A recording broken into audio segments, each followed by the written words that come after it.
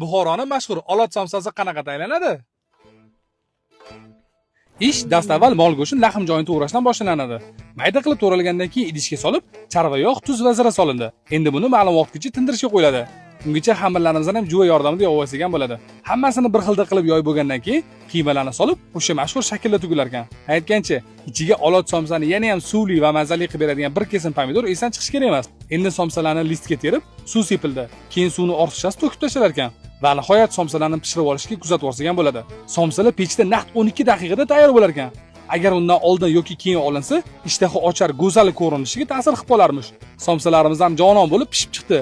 Chiroyli laganlarga terilib, o'z mijozlari tomon yo'l olishyapti.